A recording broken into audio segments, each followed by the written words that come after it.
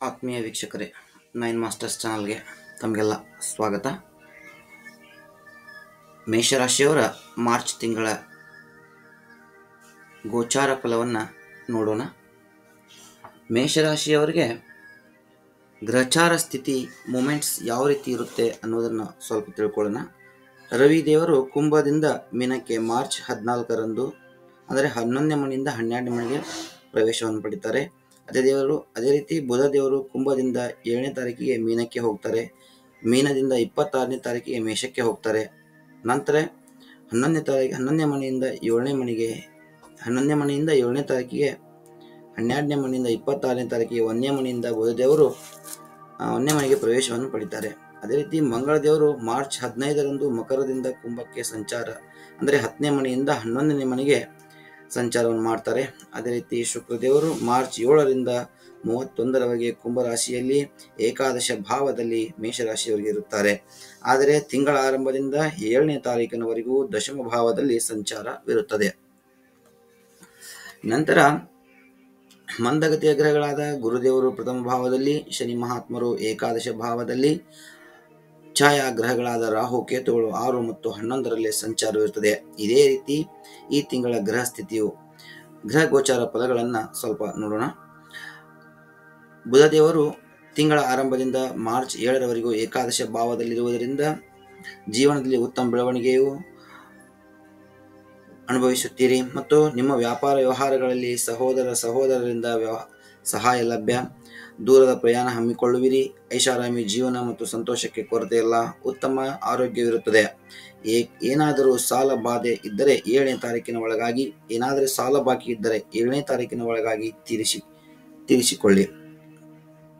March 7ರ ನಂತರ ಬುಧದೇವರು 12ನೇ ಭಾವಕ್ಕೆ ಪ್ರವೇಶವಿರುವುದರಿಂದ ವ್ಯವಹಾರದಲ್ಲಿ ಅಧಿಕ ಖರ್ಚು ಉಂಟಾಗುತ್ತದೆ. ನಷ್ಟ ಉಂಟಾಗುವ ಸಂಭವ. ಖಿನ್ನತೆಯಿಂದ ಸಂಬಂಧಗಳಿಗೆ ದೂರಾಗುವಿಕೆ. ಆಧ್ಯಾತ್ಮದತ್ತ ಒಲವು.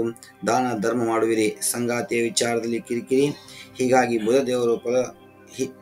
ಕಿರಿಕಿರಿ ಅಸಮಾಧಾನ ಹೀಗೆ ಬುಧದೇವರು ಫಲವನ್ನು ಕೊಡುವರು. ಇದೇ ಫಲಗಳು ತಿಂಗಳ ಅಂತ್ಯದವರೆಗೂ ಬುಧದೇವರ ವಕ್ರತೆಯಿಂದ ಮುಂದುವರಿಯುತ್ತವೆ.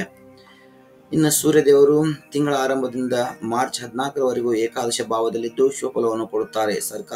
ಸರ್ಕಾರದಿಂದ ಇಲ್ಲವೇ ರಾಜಕಾರಣಿಗಳಿಂದ ಧನ ಸಹಾಯ, ಸರ್ಕಾರಿ ಕೆಲಸಗಳು ಶೀಘ್ರವಾಗಿ ಕೈಗೂಡುವು. ಅಧಿಕಾರಿಗಳ ಭೇಟಿ, ಶುಭ ಸಮಯ, ತಂದೆಯಿಂದ ಸಹಾಯ ಸಹಕಾರ, ಉದ್ಯೋಗದ ವ್ಯವಹಾರಗಳಲ್ಲಿ ಉತ್ತಮ ಲಾಭ, ಎಲ್ಲ ಜನರಿಂದ ಸಹಕಾರ ಉಂಟಾಗಿ ಮೇಷರಾಶಿಯವರ ಜೀವನ ಮಾರ್ಚ್ 14ರವರೆಗೂ ಅತ್ಯಂತ ಶುಭಫಲದಾಯಕವಾಗಿದೆ. 14ರ ನಂತರ ಅನಾರೋಗ್ಯ, ಆಸ್ಪತ್ರೆಗೆ ಹಣ ಖರ್ಚಾಗುವುದು, ಅಧಿಕಾರಿಗಳಿಂದ ಕಿರಿಕಿರಿ, ರಾಜಕೀಯ ಜನರಿಂದ ತೊಂದರೆ, ವ್ಯವಹಾರದಲ್ಲಿ ಕಷ್ಟ ನಷ್ಟಗಳು ಎದುರಾಗುತ್ತವೆ, ಮಾನಸಿಕ ಖಿನ್ನತೆ ಆವರಿಸುತ್ತದೆ, ಆರ್ಥಿಕ ನಷ್ಟಕ್ಕೆ ಗುರಿಯಾಗುವಿರಿ, ಅಪಘಾತಗಳ ಭಯವೂ ಇರುತ್ತದೆ. ಒಟ್ಟಾರೆಯಾಗಿ ಮೇಷರಾಶಿಯ ಜನರು ಮಾರ್ಚ್ 14ರ ಒಳಗಾಗಿ ಕಚೇರಿ ಕೆಲಸಗಳನ್ನು ಪೂರ್ಣಗೊಳಿಸಲು ಪ್ರಯತ್ನಿಸಿ. ಹಣಕಾಸಿನ ವ್ಯವಹಾರಗಳಲ್ಲಿ 14ರ ಒಳಗಾಗಿ ಸಮಾಪ್ತಿ ಮಾಡಿಕೊಂಡಿಬಿಡಿ.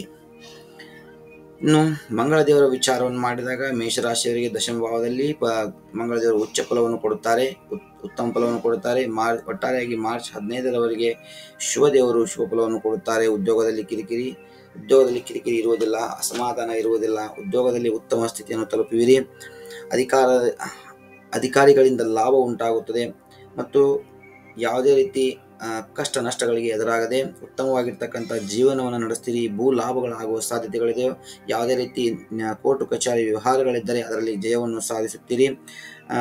ಏನಾದರೂ ಸಾಲ ಬಾಧೆ, ಋಣ ಬಾಧೆಗಳಿದ್ದರೆ ಅವುಗಳಿಂದ ಮುಕ್ತಿ ಹೊಂದಲು ಇದು ಶುಭ ಸಮಯವಾಗಿರುತ್ತದೆ. ಆದಾಯದಲ್ಲಿ ಹೆಚ್ಚಳವಾಗುತ್ತದೆ. ಅಂದರೆ ಮಾರ್ಚ್ 15ರ ನಂತರ 11ನೇ ಭಾವಕ್ಕೆ ಮಂಗಳದೇವರು ಸಂಚಾರ ಮಾಡುವುದರಿಂದ ಭೂಲಾಭ, ವ್ಯವಹಾರಗಳಲ್ಲಿ ಲಾಭ, ಆರ್ಥಿಕ ಆದಾಯದಲ್ಲಿ ಹೆಚ್ಚಳ, ವ್ಯವಹಾರದಲ್ಲಿ ಅಧಿಕ ಲಾಭ, ಕೋರ್ಟ್ ಕಚೇರಿಗಳಲ್ಲಿ ಜಯ ಸಾಧ್ಯತೆ, ಬಂಧು ಮಿತ್ರರಿಂದ ಲಾಭ, ಸಂತೋಷದ ವಿಷಯಗಳು, ದೂರದ ಪ್ರವಾಸವು ಸಾಧ್ಯತೆ ಇರುತ್ತದೆ. ನಂತರ ಶುಕ್ರದೇವರ ವಿಚಾರವನ್ನು ನೋಡಿದಾಗ ಮಾರ್ಚ್ 7ರಿಂದ 31ರವರೆಗೆ 11ರಲ್ಲಿ ಸಂಚರಿಸುತ್ತಿದ್ದು ಅತ್ಯಂತ ಶುಭಫಲ ಕೊಡುತ್ತಾರೆ. ಶುಕ್ರದೇವರು ಆಯಾ ಭಾವದಲ್ಲಿ ಇರುವುದರಿಂದ ಆರ್ಥಿಕ ಸ್ಥಿತಿಗೆ ಭದ್ರತೆ ಒದಗಿಸುವುದು. ಸಾಮಾಜಿಕ ಜೀವನದಲ್ಲಿ ಜನಪ್ರಿಯತೆ ಹೆಚ್ಚಾಗುತ್ತದೆ. ವಾಹನ ಖರೀದಿ, ಆಭರಣ ಖರೀದಿ ಆಗಬಹುದು. ಉತ್ತಮ ಭೋಜನ ಲಾಭ, ಉತ್ತಮ ವೈವಾಹಿಕ ಜೀವನ ಉಂಟಾಗುತ್ತದೆ. ಪ್ರೇಮಿಗಳಿಗೆ ಶುಭ ಕಾಲ, ಸಂಗಾತಿಯಿಂದ ಲಾಭ, ಸರ್ವತೋಮುಖ ಅಭಿವೃದ್ಧಿಗೆ ಇದು ಉತ್ತಮವಾಗಿರ್ತಕ್ಕಂಥ ಒಂದು ಏನಪ್ಪಾ ಅಂದ್ರೆ ಶುಭ ಸಮಯ ಅಂತ ಹೇಳ್ಬೋದು ಮೇಷರಾಶಿಯವರಿಗೆ. ಅದೇ ರೀತಿ ಮೇಷರಾಶಿಯವರ ತಿಂಗಳಲ್ಲಿ ಕೆಲವೊಂದಷ್ಟು ದಿನಗಳನ್ನ ಭವಿಷ್ಯವನ್ನು ನೋಡೋಣ ಸಂಕ್ಷಿಪ್ತವಾಗಿ.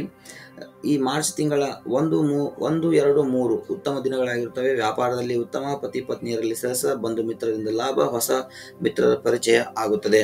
ಅದೇ ರೀತಿ 4, 5ರಲ್ಲಿ ಆರೋಗ್ಯದ ಬಗ್ಗೆ ಕಾಳಜಿ ವಹಿಸಿ. ಪ್ರವಾಸದ ಮುಂದೂಡಿ. 2 ದಿನಗಳಲ್ಲಿ ಹೊಸ ಕಾರ್ಯ ಬೇಡ. ಈ 2 ದಿನ ಏನಾದಲ್ರಿ 4 ಮತ್ತು 5ನೇ ತಾರೀಕು ಒಳ್ಳೆಯ ಕಾರ್ಯಗಳನ್ನ ಏನಪ್ಪಾ ಅಂದ್ರೆ ಹೊಸ ಕಾರ್ಯಗಳನ್ನ ಹಮ್ಮಿಕೊಳ್ಳಿಕ್ಕೆ ಹೋಗ್ಬೇಡ್ರಿ. ಅದೇ ರೀತಿ 6, 7, 8, 9, 10, 11ನೇ ತಾರೀಕಿನ ದಿನಗಳು ಭಾಗ್ಯ, ವ್ಯಾಪಾರ, ನೌಕರಿಗಾಗಿ ಲಾಭಕ್ಕಾಗಿ ಶುಭ ದಿನಗಳಾಗಿವೆ. ಹೊಸ ಕಾರ್ಯ ಆರಂಭಕ್ಕೆ ಶುಭ ದಿನಗಳಾಗಿವೆ. ಅಧಿಕಾರಿಗಳಿಂದ ಲಾಭ, ರಾಜಕೀಯ ಕಾರ್ಯದಲ್ಲಿ ಜಯ, ಉದ್ಯೋಗದಲ್ಲಿ ಬಡ್ತಿಯಾಗುವ ಸಂಭವವಿರುತ್ತದೆ. ಅದೇ ರೀತಿ 12 ಮತ್ತು 13ನೇ ತಾರೀಕು ಈ ದಿನಗಳು ಅಶುಭವಾಗಿರುವುದರಿಂದ ಯಾವುದೇ ರೀತಿಯ ಖರ್ಚು ಮಾಡಬೇಡಿ. ಇನ್ವೆಸ್ಟ್ಮೆಂಟ್ ಕೂಡ ಬೇಡ. ಯಾರು ಏನಪ್ಪಾ ಶೇರ್ ಮಾರ್ಕೆಟ್ ಮಾಡ್ತಾ ಇದ್ರಿ, ಇನ್ವೆಸ್ಟ್ಮೆಂಟ್ಸ್ ಅಥವಾ ಯಾವುದೇ ರೀತಿ ಶೇರ್ಗಳನ್ನು ಕೊಂಡ್ಕೊಳ್ಳಿಕ್ಕೆ ಹೋಗಬೇಡ್ರಿ, ಹಾನಿ ಆಗುವ ಸಂಭವಗಳು ಇರುತ್ತವೆ. ಅದೇ ರೀತಿ 14, 15, 16, 17, 18, 19, 20 ಈ 7 ದಿನಗಳಿಂದಲ್ರಿ ಅತ್ಯಂತ ಉತ್ತಮ ದಿನಗಳಾಗಿರ್ತವೆ. ಕೌಟುಂಬಿಕ ಜೀವನದಲ್ಲಿ ಸಂತೋಷ, ಸಾಮಾಜಿಕ ಜೀವನದಲ್ಲಿ ಮನ್ನಣೆ, ಯಾವುದಾದ್ರೂ ಒಂದು ಕ್ಷೇತ್ರದಲ್ಲಿ ಯಶಪ್ರಾಪ್ತಿ, ಎಲ್ಲ ರೀತಿಯಿಂದ ಸೌಖ್ಯ. 21, 22, 23 ದಿನಗಳಲ್ಲಿ ದಿನಾಂಕ 21, 22, 23 ಈ ದಿನಗಳಲ್ಲಿ ಅನಾವಶ್ಯಕ ಖರ್ಚು, ಚಿಂತೆ, ಮನೋವ್ಯಾಕುಲತೆ ಇರುವುದರಿಂದ ಏನಪ್ಪಾ ಅಂದ್ರೆ ಖಿನ್ನತೆಗೊಳಗಾಗುವ ಸಾಧ್ಯತೆಗಳಿದೆ. ಯಾವುದೋ ಒಂದು ವಿಚಾರದಲ್ಲಿ ನೀವು ಆಳವಾಗಿ ಚಿಂತಿತರಾಗ್ತೀರಿ. ಈ ಸಮಯದಲ್ಲಿ ಅವಾಗೇನ್ ಮಾಡ್ರಿ, ಹಾಲು ಮತ್ತು ಸಕ್ಕರೆಯನ್ನ ನಿರ್ಗತಿಕರಿಗೆ ದಾನವನ್ನಾಗಿ ಮಾಡಿ. ಅದೇ ರೀತಿ 24, 25ನೇ ತಾರೀಕು ವಿದ್ಯಾರ್ಥಿಗಳಿಗೆ ಅತ್ಯಂತ ಶುಭ ದಿನವಾಗಿರುತ್ತದೆ ವಿದ್ಯಾರ್ಥಿಗಳಿಗಾಗಿ.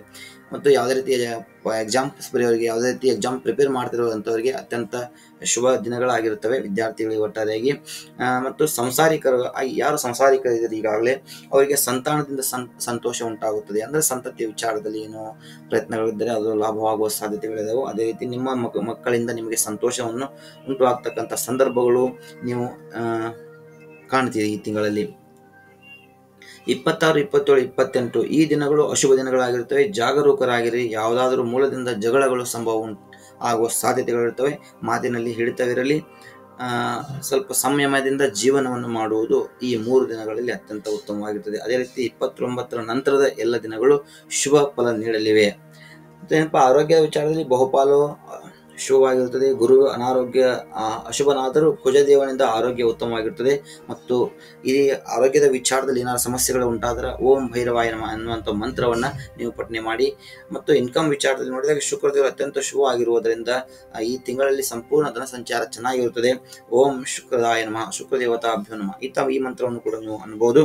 ಅದೇ ರೀತಿ ಹಣಕಾಸಿನ ವಿಚಾರದಲ್ಲಿ ಏನಾದ್ರು ಸಮಸ್ಯೆಗಳು ಉಂಟಾದಾಗ ನಿಮಗೆ 897781 ಅಂತಕ್ಕಂಥ ನಂಬರ್ ಅನ್ನ ಚಾಂಟ್ ಮಾಡ್ಕೊಂತೀರಿ, ಅಥವಾ 1996211147 ಅಂತಕ್ಕಂಥ ನಂಬರ್ ಅನ್ನ ಯಾವಾಗಲೂ ಮನಸ್ಸಲ್ಲಿ ಚಾಂಟ್ ಮಾಡ್ಕೊಂತೀರಿ. ನೀವು ಆರ್ಥಿಕವಾಗಿರ್ತಕ್ಕಂಥ ಉನ್ನತಿಯನ್ನ ಹೊಂದಿರಿ.